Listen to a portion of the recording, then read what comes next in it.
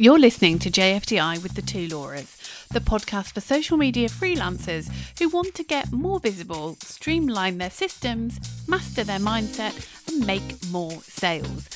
I'm Laura Davis, and alongside my co-host Laura Moore, we're on a mission to make working as a freelancer easier, because working from home shouldn't mean working alone.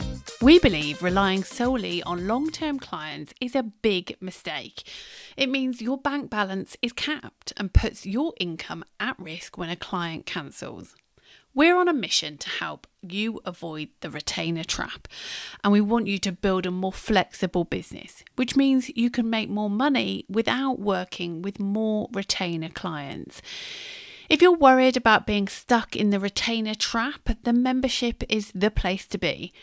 Inside, we give you the systems, training, support and accountability to build out new offers that don't mean taking on more long-term clients and commitments. You get monthly training from world-class experts in their field. You get coaching and support from both us and our incredible community of hundreds of other social media freelancers. And to make your life even easier, you also get access to Hubsy, the only software you need to run your business. So whether you need to send an invoice, schedule your content, manage your email marketing, or set up a website or sales page, we've got you covered. Annual membership costs less than £3 a day, and all the details are in the description. Now, on with the show.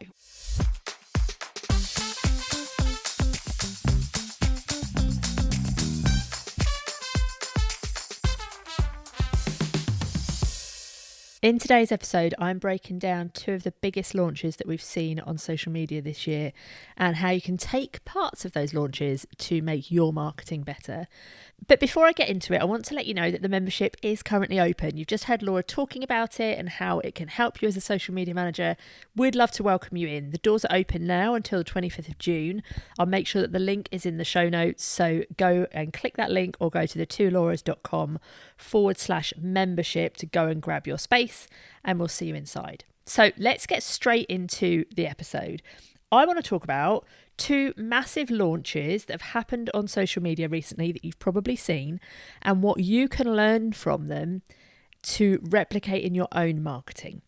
Now, if you have been under a rock, you may not have seen these launches, but I want to tell you what they were first so you can kind of have a bit of context.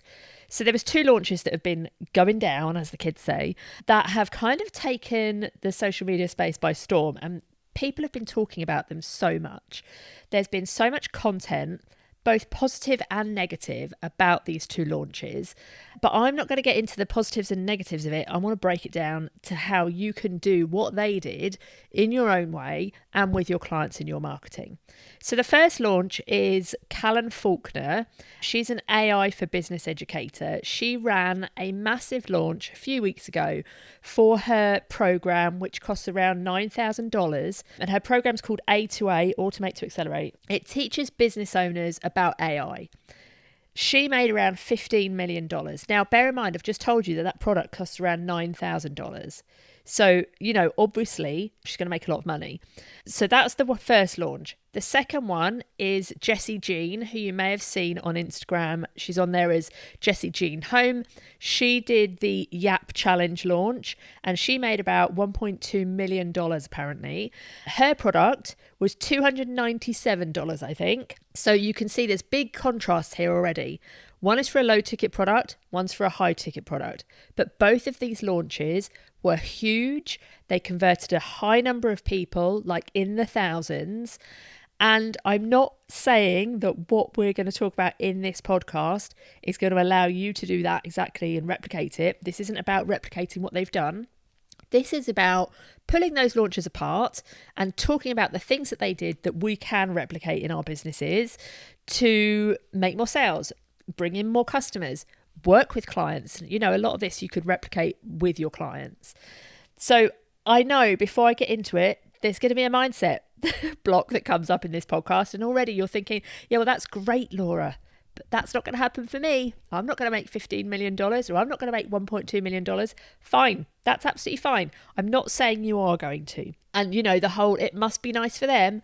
I get it. I feel the same, because it's all very well and good seeing people making millions and millions of dollars. But when we're sitting behind our phones seeing that, living a totally different lifestyle and maybe struggling to get clients, struggling to buy low ticket things, it's easy for us to say, well, that can't happen for me.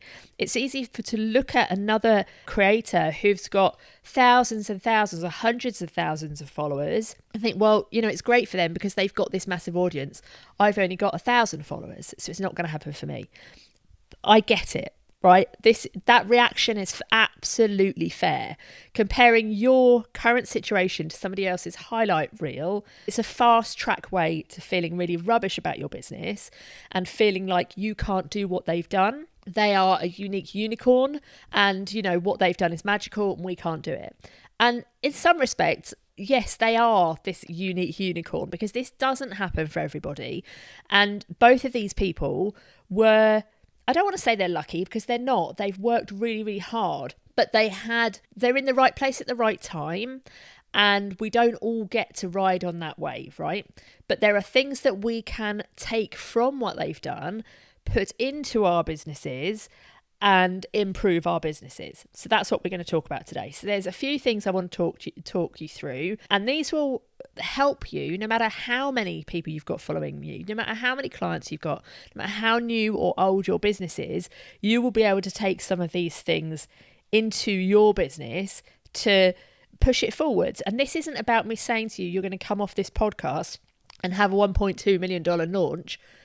I mean, if you do, amazing. But that's not what this is about. This is just about pulling apart what other people are doing, thinking, okay, am I doing that? If not, could I? And would it work for me? How can you make it work for you, right? So that's what we're talking about. So let's get into it. The first thing that we would take from these launches and maybe drop into your business, drop into our business, what have you, is the way that they were selling the feeling rather than the features. Now, Callan and Jessie both did this, okay? It was very much about a feeling behind the product they were selling or behind the outcome that the product would have rather than the features in those things that they were doing, right? So Jessie, for example, wasn't selling a course on how you can film videos. She was talking about how you could kill that inner cringe feeling. She was talking about how scary it is to go and record videos and about how we all put off recording videos. But she was also talking about what happens when we do. Yeah, and how, like, the impact that can have. And as she was going through her launch, she was showing the impact that it was literally having on her own business. So there was the feeling of her addressing that fear that we all have. And we all have that fear of showing up on camera, right? Because my generation, we weren't brought up on FaceTime. We weren't brought up taking videos of ourselves. So it is a bit alien to us to be on camera. So it stands to reason that we feel fearful of doing it. So for her to call us out on that, and it makes us feel seen and understood, and to hear her story of what's changed because she's been able to do that, then makes you feel inspired and think, well, hang on, if she can do it, maybe I can do it. Because she was addressing the fear that you have and telling you that she also had that fear. So it makes you feel seen and understood. So that was very much the feeling from Jessie. From Callan, it was the other end of the spectrum, really. It wasn't so much the fear and the negative emotions that we have. It was very much she was showing you like her life and what happens because of how she uses AI in her business. So there was lots of things around how she is able to use AI to run parts of her business so she doesn't have to do it, and how her team are using it and how that's freeing up their time and all of this sort of thing. So it was very much inspirational, if you like, to show what you and your business could look like if you were using AI like she is. So it is the feelings rather than the features, right? So for you, your audience doesn't want to learn how to use Reels. They want to stop dreading having to film them because they want it to feel easy, right? So you need to think about what is it that you're selling, and actually what is the feeling that somebody has that's stopping them from doing it, or that's meaning that they're not able to do it consistently, or what is the feeling that would happen if they did do it, or if you did it for them. Like, what's the outcome and what's the pain, I guess, the pain and the problem and the outcome, and how can you highlight those things? Now, what I'm not saying is to lean on that fear-based marketing.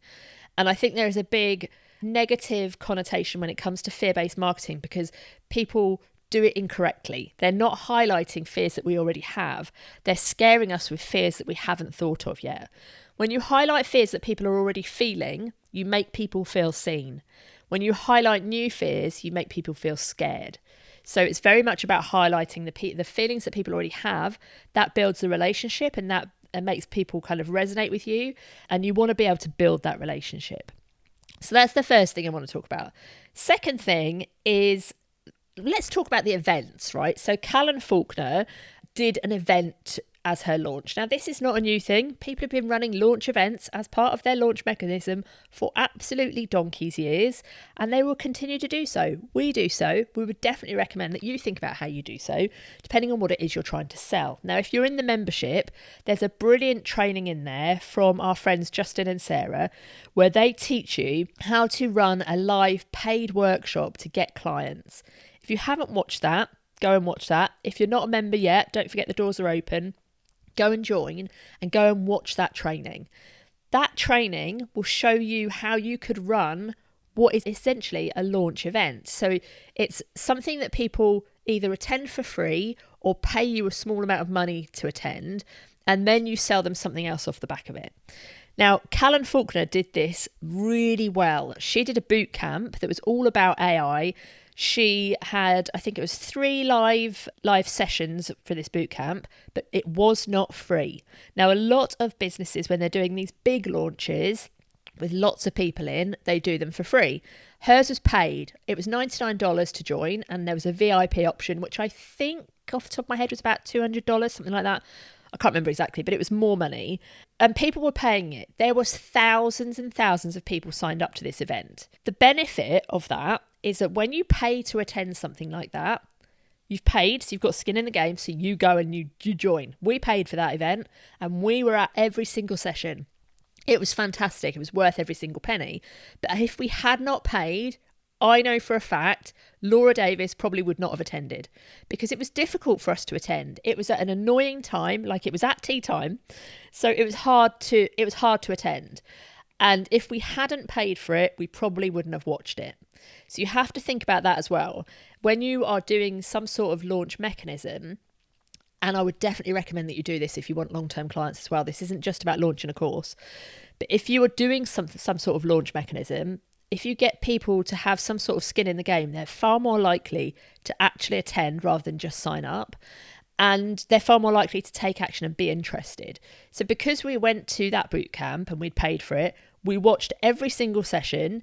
There was other resources that came with it. We took advantage of all of it. We were in the Facebook group. We were involved. And you want that buy-in from people. The second benefit of charging for an event like that is that you have money coming straight in, which you can use to, if you want to, run ads to get more people in. Now, obviously, Callan Faulkner, she has a big team. She has a big ads budget. She has really great connections. So she has the ability to do a big launch. I'm not saying that that's what you need to do, but you will have your own scaled down version of that. And if you're charging for people to come to something and you want to increase the sign-ups to that, you can use the money that you've charged to spend on ads, for example. So that's definitely worth thinking about. So have a look at that training if you're in the membership. And if you're not, obviously come join and have a watch of it. But it's really useful to do something to allow people to kind of have an interaction with you and understand how you teach if it's a training, how you work if you're trying to get clients, etc. And to just get a bit of a taste of what it's like and see you as a person. You can build a relationship with them and they really start to understand who you are, what you're about, all of that sort of stuff. You can do that no matter how big your audience is. You do not need a big audience to have some sort of launch event, right? Whether it's a masterclass, a challenge, a boot camp, whatever it is, you don't need to have a big audience. You could do that with a handful of people on a Zoom call. It's not about the size of your audience. It's not about the size of your ads budget. It's about having the right thing, talking about the right thing to the right people so they come along. So that's the second thing. So the first thing was the feeling, not the feature. Second thing is think about some sort of launch event that you can get people really interested in you and what you're doing. The third thing that these two women did so well in their launches was that they were the proof. They showed the proof themselves, and they showed that they have done it, they have been there, etc., etc. And it was very much, they're the proof of the pudding. And if you do what they're telling you to, or you sign up to their bootcamp, or you pay for their course or whatever, you could do what they're doing. They were the demonstration, if you like. So Jessie, for example, every single video of her selling the challenge, she was doing the thing that she is going to teach you in the challenge. It's all very meta. But so her challenge, her Yap challenge, was to help people to yap, talk on video. So the way she's selling that is by talking on video. You know, it's not rocket science, but you could see that she's good at it. So you could see that she'd be a great person to learn this from because you're watching her do it in real time. Callan, very, very similar. Her expertise is AI. So all of her content, she's demonstrating her knowledge of AI and her expertise and what her opinions are, what she's doing in her own business. When it comes to AI, the tools she's using, the opinions that she has that are different to other people, all of those sorts of things. You are the evidence. You're the proof. So you're your own proof, if that makes sense. So for you, that could be just your social content is proving that you're good at what you do, depending on what it is you're selling or trying to get clients, what have you. So it could be your own content and you are your own proof. But if you've got a small audience because you're busy working on your own clients and all of those sorts of things, that might not be the proof. The proof might be the case studies of what you've done with your other clients, and you're sharing that on your own platforms, right? So a lot of times social media managers think, well, yeah, but that's great because people like this Jessie, she has got hundreds of thousands of followers. She has the proof. I don't have that. I've got 1,200 followers, what have you. But you're working with clients. The work that you're doing with the clients, that's the proof. You just need to show it. You need to show the case studies, show the results, talk about it, talk about the work that you're doing so that you are then becoming the proof. And it's not the numbers, the vanity metrics that's the proof. It's the stories that the proof, the client testimonials, the client case studies, etc. I would challenge you after this podcast to go and look on your grid and see if you have shared any proof lately. If someone was to land on your grid, would they buy from you? Would they see the proof? And if not, how can you get that proof out there? I think we're all very guilty, us included, of not blowing our own trumpets. And we probably need to do that a bit more, because if we can't be the proof easily, and we need our clients or our customers to be the proof for us, we have to then go out and get that proof and share it. So I definitely would challenge you to go and do that if you haven't already. Go and share that proof. The next thing I want to talk about from these launches that you could definitely take away and do yourself is something that is known as public homework. So it's where you get your clients or your customers or your students to essentially do your marketing for you. And you have to be quite clever with this. But rather than me explaining how this works, I'm going to hand over to very well-known, almost legendary, I would say, creator Jay Klaus, who's going to explain how he's seen this in action. I saw this first in 2021 with a challenge called Ship 30 for 30. It was on Twitter. People would write an essay, they would include the hashtag Ship 30 for 30, and then they'd put that out there. And then people on Twitter would see all these posts that say Ship 30 for 30. What is that? Right now, Jessie Jean is doing the same thing with her Yap Challenge. If you see the hashtag JJ Yap Challenge, you say, what is this? I keep seeing this show up. You discover Jessie Jean, and you say, okay, now I'm interested in joining that as well.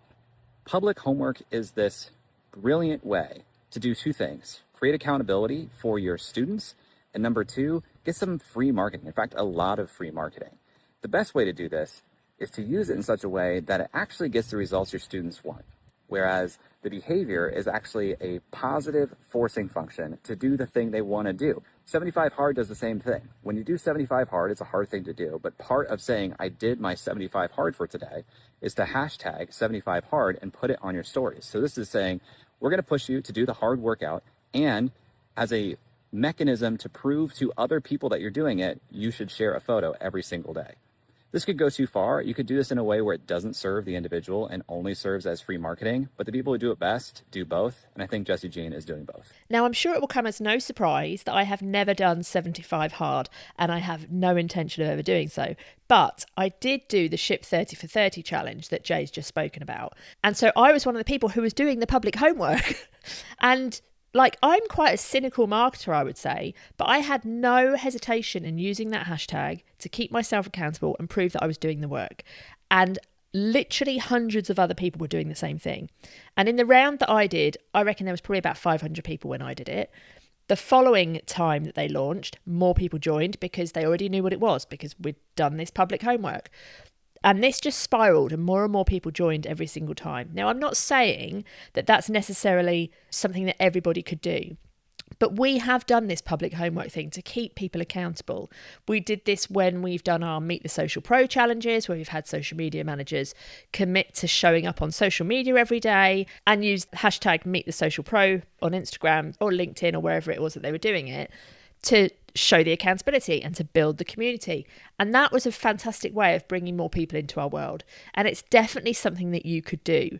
Doesn't have to be part of a launch, doesn't have to be part of a course. It could just be that you're bringing a community together and giving people accountability to get something done. Now, as Jay's just explained, you want to make sure that you're not making this hard for people. You want to make sure that you are serving people in some way. They get something out of it. So it's not just you trying to get marketing. It's you really helping other people to achieve something, feel better about something, feel part of something. But I definitely think if you can build community in that way, it can serve you so well. Now, of course, you could think about how you could build this into your curriculum if you were hosting a course, for example, but it could also work if you were doing an online masterclass, a one-off in-person workshop, because you could get people in the room, so to speak, to take an action and use a hashtag to be able to kind of prove that they've done it. So that, or they could tag you, for example. And so there's various different ways you could do this. I mean, literally just them doing the action might be enough for them to want to take the action and use the hashtag. But you could make it a competition, so there's prizes. All of these sorts of things are ways that you can get people to do that. Public homework is such a clever way of marketing. You just have to think about how you can get your clients or your customers or your students into doing it. And it will really help to boost your profile and help you and whatever it is that you're trying to sell or do be seen by more people who are interested in it. Now, of course, it's not just a case of having them do it in that way. You can have collaborations, affiliates, etc. Something that Callum Faulkner did really well in her launch was the collaborations and the affiliates. That's actually how I came across her. I saw a post from Boss Babe where they had done a collaboration post that was talking about AI employees, which led me to go and sign up for her bootcamp. So sometimes it's who you know that can help you with your launch as well. So if you know other people who share an audience with you, can you collaborate with them in some way? The likelihood of them saying yes is high, especially if you can do something for them. You know, it's like a two-way street, isn't it? If there are people who you share an audience with, but you're not necessarily competition, it makes sense to collaborate. So if you, for example, offer social media services and you know somebody who offers website development or graphic design or ads or what have you, and you collaborate to do some sort of promotion, that could be really great both ways. The final thing that I just want to pull out of both of these launches is why people love them. Now, of course, people loved them because a lot of people were seeing them. That's why it looked like there were so many people who loved them and people who hated it as well. Have to be honest, there was both sides of the spectrum. But it wasn't the virality and the number of people that made people love these launches and feel really involved in them. It was the way that it was kind of emotional and it felt like a movement, right? Because there was a lot of connecting language. A lot of people were doing things together. There was, so for example, with Callan's, she was bringing people into a Facebook group together. With Jessie's, there was this language, I can't remember what she was saying. It was like very much homey, like calling everyone her yap homies and stuff. So there was language that was creating a community there. People were chatting in the comments because people kind of had things in common. And so people were joining, not just for the curriculum of these courses and the content of these courses, And because they were felt like they were being seen and they were going to get something good out of it, they were also joining because of the community. And you can build that feeling even with a small number of people. You know, a community can literally be a handful of people, or it can be thousands of people. Basically, you want people to feel like they're insiders. And actually, Callan did this really well. She brought all of her team together during the launch. I can't remember where they went. She had a massive house and she shared all of this on her stories. And so because she was sharing all of this on her stories, it felt like you had like an inside scoop. And especially if you were in her Facebook group and reading her emails, it felt like you were in the know. And everyone who wasn't involved in this launch wasn't in the know. They didn't know that stuff. It's very much the same with the Yap Challenge. And everyone who was kind of involved in this Yap Challenge were this big community. And there were so many people, I've seen so many comments since from people who didn't hear about the Yap Challenge until it was too late and until the doors closed, who are very much like, oh my God, I've got massive FOMO because I didn't know what this was. Because the community has been built and they can see it from the outside. And if you can build some sort of community, that will always help you to sell more things. So how can you build that community? People don't necessarily buy the thing that you're selling. They don't always buy what they need. They buy what they want, right? So people don't buy the thing. They buy the outcome of the thing or the feeling of being part of the thing. And it's very much that community kind of thing. I just want to come back to what I said at the beginning. A lot of people will be like, yeah, but I can't do that because I don't have thousands of followers or I don't have a massive ads budget. And it is totally fair to feel like that. But we have to try and do something.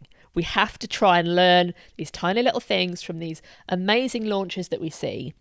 And as marketers, I feel like we kind of have to pay attention to what other people are doing and translate that into how it would work for us or our audiences or our clients. Because some of these things on social, like we can learn a lot of stuff, yeah? So think about all of those things and how those sorts of things can help you. What of those things could you potentially put into your marketing? Could it be that you were going to go and do some sort of paid launch event? Could it be that you're just going to think about the feelings that you want people to have in your content or how you could create community? Maybe it's that you're going to go and look at your Instagram, like I said, and see if you've actually shared any proof recently. And if not, you're going to go and share some proof. As I said, in the membership, we have got some amazing training, including the one where Justin and Sarah are going to talk you through how you can host a live paid online or in-person workshop that will help you to turn those attendees into clients. It's a really great training. I can't recommend it enough. But there's other things in the membership as well that will help you to make more sales, to become more visible, to really nail down your offers, sort out your mindset and your systems. There's so much stuff going on in there. We've got some great masterclasses coming up as well throughout the rest of this year, and we would love to help you in the membership. And of course, you get Hubsy as well, which is all the software you need to go and sell whatever it is you're selling, market your business, run your social media and your email marketing. It's all included. So we would love to see you in there. The doors close on the 25th of June. The link is in the show notes, or just go to thetwolauras.com/membership and we'll see you in there. That's it for this episode. I would love to hear from you whether you're going to use any of these tactics from these launches, what you think about these launches, whether you'd even heard of these launches. Maybe you hadn't heard of either of them, in which case I'd love to know which algorithm you're in. But we'll be back with another episode really soon, and we'll see you then. Thank you so much for tuning into this episode of JFDI with the two Lauras. If you want more support, strategy and systems to run your social media business, join our membership. You can sign up at thetwolauras.com/membership. And make sure you follow us on Instagram at thetwolauras and visit our website, thetwolauras.com, for more advice and support. Thank you so much for being part of our community. See you on socials.